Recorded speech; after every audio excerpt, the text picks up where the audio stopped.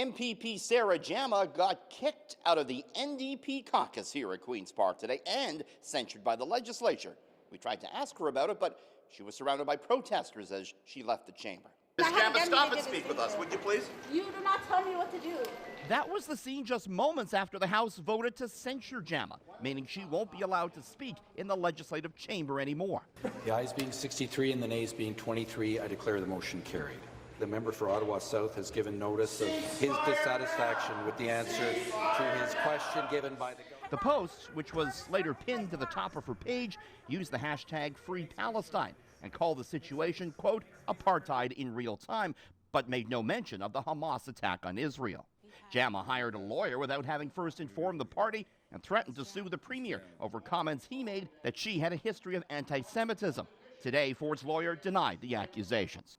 Ms. Jama has taken a number of unilateral actions that have broken and undermined the collective work of your Ontario NDP. Why didn't you do this 2 weeks ago? She left her original post up. Why did it take this long to kick her out? No, there were a number of actions, and we've been working very hard. What was the final straw?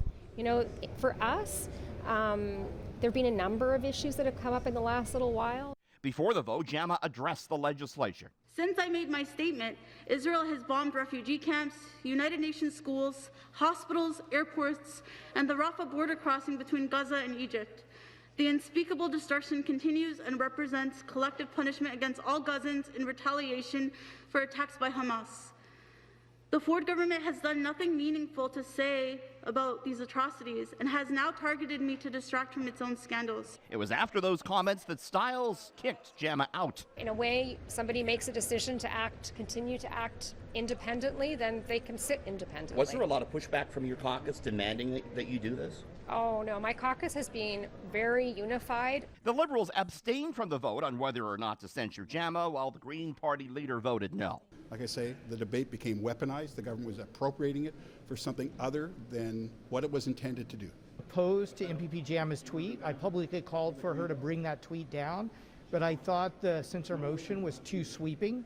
I feel like voters in Hamilton Centre should decide whether MPP Jama should be their voice at Queen's Park. Ms. Jama's office didn't get back to a CityNews request for an interview. She'll now sit as an independent. At Queen's Park, Richard Southern, CityNews.